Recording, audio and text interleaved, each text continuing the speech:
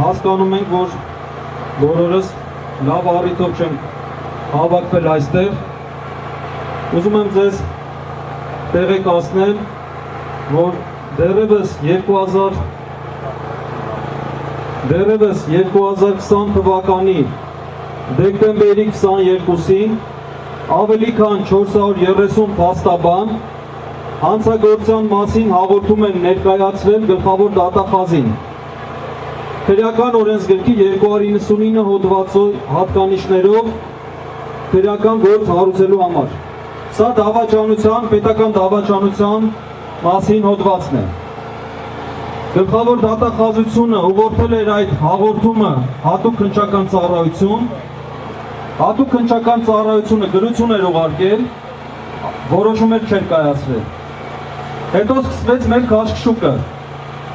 Մենք դիմեցինք դատախազություն բողոքարկեցինք, հետո դատարան, հետո վերաքննիչ դատարան։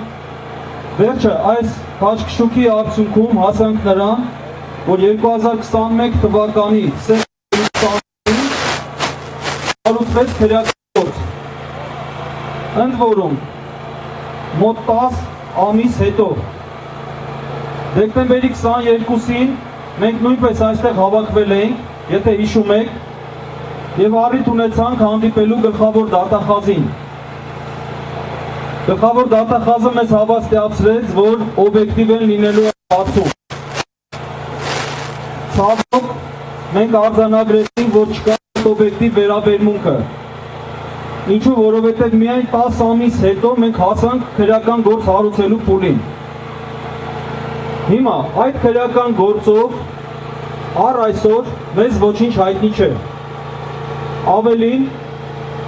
2020 թվականի դեկտեմբերից հետո բազմաթիվ ջրեր են հոսել ի վնաս մեր պետականության։ Այսօր մենք ներկայացնում ենք այստեղ պահանջ այդ քրեական գործի շրջանակներում Նիկոլ Փաշինյանին որպես մեղադրյալ ներգրավելու մասին։ Համառոտ ներկայացնեմ այն փաստերը, որոնք տեղ են գտել այս պահանջում, և հետո կասեմ հետագա ընթացակարգը։ Մենք կարծում ենք, որ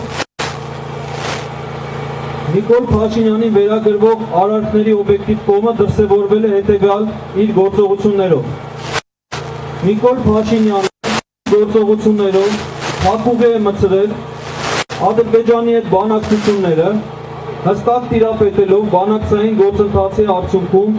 ձեռք բերված տեղեկություններին։ Երկրորդ, Նիկոլ Փաշինյանի անմիջական հրահանգների արդյունքում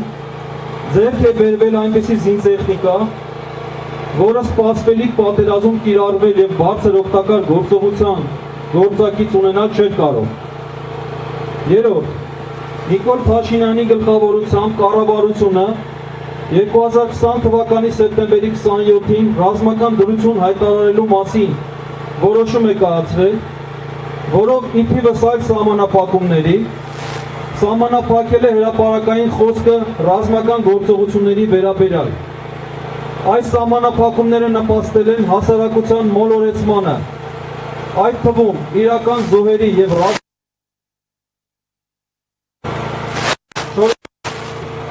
զորահավաքը կազմակերպել է թերի։ Բազմաթիվ անձինք լինելով ծանուցված, այդպես էլ մասնակից չեն դարձվել պաշտպանությանը։ Ինչպես նաև պատերազմի օրերին անմիջականորեն Նիկոլ Փաշինյանի հրահանգով դադարեցվել է լրահամալրումը։ Հինգերորդ, Նիկոլ Փաշինյանը հրապարակային աղբյուրներով տեղեկատվություն է տրամադրել Հայաստանի պաշարների և պահուստների, պահեստազորի 1 տարվա զորացրվածների քանակի, ինչպես նաև ծրագրավորվող ռազմական գործողությունների մասին։ Վեցերորդ, դեռևս 2020 թվականի հոկտեմբերի 19-ից 20-ը ունենալով շատ ավելի քիչ կորուստներով պատերազմը կանգնեցնելու հնարավորություն, Նիկոլ Փաշինյանը չի դադարեցրել պատերազմը։ 7-րդ, Նիկոլ Փաշինյանն ըստ էության հանձնել է Շուշին, որպեսզի իր խոսքով կանգնեցնել պատերազմը։ 8-րդ, Նիկոլ Փաշինյանն իր քաղաքականությամբ չի ապահովել ընդունել է, որ ինքն է հրամանը տվել զորքերը հետ քաշելու Սյունիքի մարզի,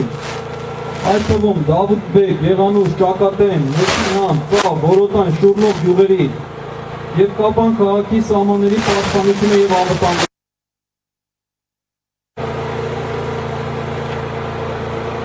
Զիջելով դրանք և հարակից տարածքները, Խարուխ, Մեծ, Իշխանասար, Լեռան ստորոտին գտնվող Սևլիչ կոչվող տարածքը Ադրբեջանին, այն դեպքում երբ վարչապետի, ՌԴ նախագահի, Ադրբեջանի նախագահի միջև նոյեմբերի 9-20 թվականի ստորագրված փաստաթղթում Աշաթաղի, Զանգելանի, Շուրնուխի, Խարուխի, Սև լճի կամ դրանց որևէ մասի հանձնման մասին խոսք չկա, հակառակը այդ փաստաթղթում նշված է, որ յուրաքանչյուր կողմ մնում է իր զբաղեցրած դիրքում։ Ադրբեջանի և Հայաստանի հարաբերությունում առկա է սեփական քաղաքացիներին և սահմանամերձ բնակավայրերը պաշտպանելու անհրաժեշտություն։ Ամբողջությամբ լուծված չեն ռազմագերիներին փոխանակելու և մահացածներին փոխանցելու հարցերը։ Ըստ իրենցից հայտարարությամբ առկա է պետական սահմանների ճշգրտման անհրաժեշտություն։ 9-րդ Նիկոլ Փաշինյանը հայտարարել է, որ Ադրբեջանը կատարել և կատարում է վերը շարադրված միջազգային հանցագործությունները, ուստի իլյուզիաներով չպետք է ապրել, որ հետագայում Ադրբեջանը մեր հանդեպ ագրեսիվ քաղաքականություն չի վարի։ Սակայն որպես երկրի ղեկավար, թշնամուն դիմակայելու ուղիներ ցույց տալու, մարդկանց անվտանգությունն ապահովելու և կանխատեսվող պատերազմին պատրաստվելուն ուղղված գործողություններ կատարելու փոխարեն դիտավորությամբ կրկին հասարակության զգոնությունը թույլատնող հայտարարություններ է անում, որը կարող է հանգեցնել նոր պատերազմի, արդյունքում տարածքային և մարդկային նոր զոհերի և թշնամուն նոր տարածքներ հանձնելուն։ Իսկ հերթական ազգային ողբերգությունը տեղի ունենալուց հետո Նիկոլ Փաշինյանը կրկին կարող է հայտարարել, որ չնայած իր ունեցած հստակ տվյալների, չի կարողացել դրանց մասին ասել ժողովրդին, քանի որ իր մեջ ուժ չի գտել ճշմարտությունն ասելու ինչ-որ անորոշ և վերացական պատճառներով, ինչպիսիք շարադրել է իր ապրիլի 13 և ապրիլի 14-ի ինքնախոստովանական ելույթների մեջ։ 10-րդ Նիկոլ Փաշինյանը որպես Հայաստանի անունից բանակցող, իմանալով, որ միջազգային հանրությունը և աշխարհաքաղաքական ճանաչում են Ադրբեջանի տարածքային ամբողջականությունը և պատերազմի դեպքում բնականաբար չեն սատարելու Արցախին և Հայաստանին, այդ մասին չի հայտնել հանրությանը, թույլ տալով, որ պատերազմ տեղի ունենա, որի պատճառով հազարավոր մարդիկ են զոհվել, ինչի մասին այժմ խոստովանում է, որ այդ զոհերի հեղինակն է դարձել։ Բացի այդ, պատերազմի ընթացքում միջազգային հանրության ուղղված իր կոչերով մոլորեցնում էր միլիոնավոր մեր հայրենակիցներին, որոնք անմարդկային ճիգեր գործադրելով գույքային դրամական օգնություններ, ակցիաներ, մեծակամուրջներ և այլն, նույնպես խնդրում էին պատկան մարմիններին և անձանց միջամտել 44-օրյա պատերազմին, ճանաչել Արցախի անկախությունը և կասեցնել Ադրբեջանի հարձակումը։ 11-րդ Նիկոլ Փաշինյանը նշում է, որ ինքն իրեն չի կարողացել համոզել ժողովրդին ասել ճշմարտությունը։ Նույն անպատճառով, որ առ այսօր չգիտի այդ պատճառը պայմանականորեն ինչպես ձևակերպել։ Սանասը Պեկուբատրի Զանգելան Պեկովսական, այսինքն Հայաստանի Հանրապետության ղեկավարի պաշտոնը զբաղեցրած անձը բացահայտ խոստովանում է, որ մինչև այսօր ինքն իրեն չի կարողանում համոզել, թե Սանասն ու Զանգելանը Արցախի պատմական հայկական հողեր են, որով կասկածի տակ է դնում Արցախյան ազատամարտն ու Հայաստանի Հանրապետության անկախության հռչակագրով ամրագրված պատգամները։ Եվ 12-րդ Նիկոլ Փաշինյանը խաղաղության մասին իր մանիպուլյատիվ պատմություններով ցանկանում է հանրության շրջանում համոզմունք ձևավորել, որ անհրաժեշտ է իջեցնել Արցախի կարգավիճակի համար մեր սահմանած նշաձողը։ Մինչդեռ սա նշանակում է հրաժարվել Արցախի ժողովրդի ինքնորոշման և Արցախի անկախությունը ճանաչելու իրավունքներից, որոնք ամրագրված են հայկական կողմի նախկինում առաջարկած բոլոր փաստաթղթերում և հանդիսանում են միջազգային իրավունքի կարևորագույն սկզբունքներ։ Ուստի Արցախի կարգավիճակի համար հայկական կողմի սահմանած նշաձողի իջեցումն ուղիղ սպառնալիք է Արցախի բնակության անվտանգության և բնականոն կյանքի համար։ Սիրելի հայրենակիցներ, ուզում եմ նաև հիշեցնել, որ 2022 թվականի փետրվարի 24-ից առ այսօր արդեն 2 ամիսը լրացել է։ Մենք չունենք զինված ուժերի գլխավոր շտաբի պետ։ Այն դեպքում, երբ բոլորս էլ լավ տեսնում ենք, որ ռազմական գործողությունների վտանգը շատ մեծ է։ Եվ այս պայմաններում մենք առաջարկում ենք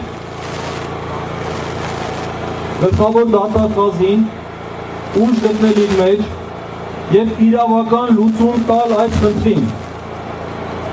որովհետև եթե իրավական լուծում չի տրվում, մարդիկ ստիպված են լինելու ընտրել այլ ուղիներ, որովհետև այլևս համբերել հնարավոր չէ։ Մենք բոլորս գիտակցում ենք, որ օր առաջ պետք է ազատվել այս իշխանությունից։ Ուստի այս պահանջով մենք պահանջում ենք թիվ 61-2094-21 քրեական գործով որոշում կայացնել ՀՀ քրեական օրենսգրքի 299 հոդվածի առաջին մասով, 300 հոդվածի երկրորդ մասով և 309 հոդվածի երրորդ մասով Նիկոլ Փաշինյանին որպես մեղադրյալ ներգրավելու մասին։ Սիրելի հայրենակիցներ, այս պահանջինքից թերթիկներ կան, եթե ցանկանաք միանալ այս պահանջին, այն կողմը սեղան է դրված, կարող եք մոտենալ ստորագրել։ Երկրորդ պահանջը, քիչ հետո դրա մասին եք խոսենք, մեր զոհվածների, հարազատների կարգավիճակ տալու հետ կապված։ Այդ փաստաթուղթն կազմվել է, դրա մասին քիչ ուշ խոսենք։